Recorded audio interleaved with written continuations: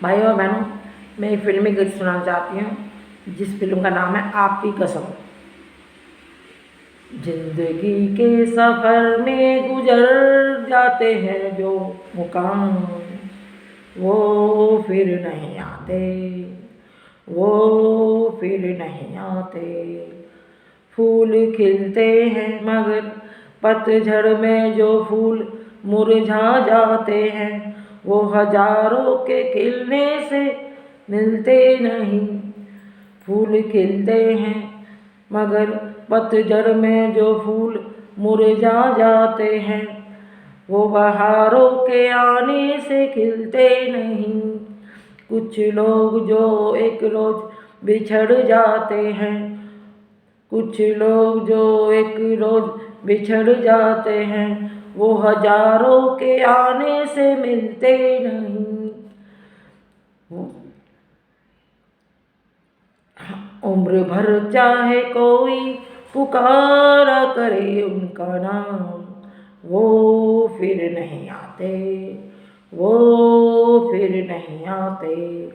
आँख धोखा है क्या भरोसा है, सुनो दोस्तों, शक दोस्ती का दुश्मन है। अपने घर में इसे घर बनाने ना दो, अपने घर में इसे घर बनाने ना दो। सुबह आती है रात जाती है मगर, सुबह आती है रात जाती है मगर, जो एक बार बिछड़ जाते हैं, वो बहारों के आने से मिलते नहीं, वो बहारों के आने से मिलते नहीं। जिंदगी भर पुकारा करे उनका नाम, सुबह शाम वो फिर नहीं आते, वो फिर नहीं आते। Thank you. भाई और बहनों, मैं रक्षाबंधन से घर से निकली हुई हूँ। बच्चों ने मेरे को फ़ोन पे ब्लॉक कर रखा है और ना कभी फ़ोन किया है। 23 सितंबर को बेटी का जन्मदिन था, उसने एक बार भी ये नहीं कहा कि मम्मी आकर आशीर्वाद दे जाओ। कैसे बच्चे हैं आजकल के, कलयुग आ गया है।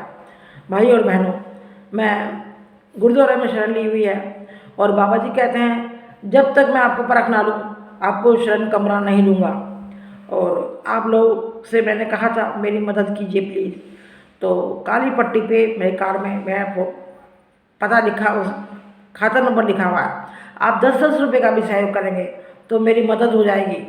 और मेरे पास ऐसा भी समय आया है जो 4 दिन की बासी रोटी खाई है और कभी कभी तो भूखे पेट ही पानी पी के सो जाती थी। भाइयों बहनों, मुझे ऊपर तक पहुंचाने में आप ही मदद करेंगे। मैं बहुत दुखियारी हूँ। मैंने LIC में 1.5 करोड़ कमाया, पति ने जॉइंट खाते में सब ले लिया। जब मैंने अपना खाता सेपरेट कराया और अपनी पॉलिसी सरेंडर कराई तो 23,000 रुपये वो भी निकलवा लिए। चंद्रपाल बता देता था कि बहन जी के खाते में 23,000 रुपये आए हैं। मेरी पासबुक और चेक बुक सब पति के पास रहती थी और 3-3 बाइक मेरे पैसों से ली गई और आज मैं खाली हूँ। और धोखे से पति ने तलाक भी ले लिया, अपने साइन किए और मुझे पागल घोषित किया।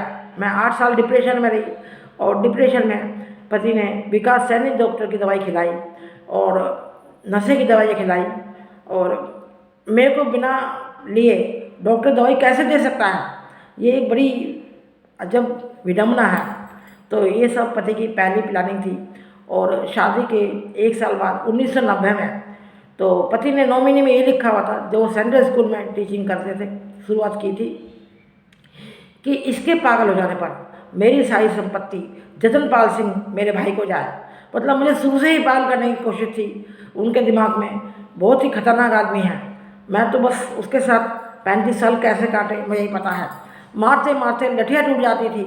मेरे को इतना मारा गया, वो लठिया राजस्थान से आई थी और उस लठिया पे लोहे की परत पड़ी हुई थी, तब भी वो मतलब मेरे सर पे मारी गई। मैं कैसे जिंदा हूँ मुझे ही पता है। साथियों और बहनों भाइयों, मेरी मदद करो, मैं बहुत परेशान हूँ।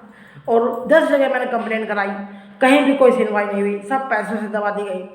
और पति ने मुझे चरित्रहीन और पागल बताकर संबंध विच्छेद कर दिया है। कभी मेरे को बाय बर्थ पागल बताता है और कभी मुझे चरित्रहीन बताता है।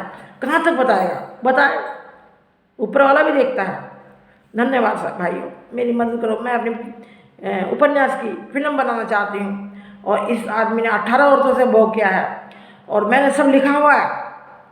आपको दूसरी किताब नंबर 2 में उपन्यास पिक्चर बनाऊंगी और पता चलेगा ये दुनिया कैसी है। इसने मुझे कभी प्यार नहीं दिया, प्यार के बदले में लाठी दी। मैं ज़िंदगी भर रोती रहूँ तो आंसू भी सूख जाते हैं, पर मैं नहीं रोऊंगी। मुझे आप लोगों का सहारा चाहिए। 10-10 रुपये भी आपके बहुत है, मेरे लिए मायने रखते हैं। प्लीज़ नेट से डालिए। और मैं अपनी किताबों के लिए 1500 किताबें जामिया मिलिया में ऑर्डर आया हुआ है, वहाँ भी नहीं दे पा रही हूँ क्योंकि पैसे नहीं है मेरे पास, छपने के लिए दे रखी हैं। प्लीज़ मदद कीजिए। Thank you.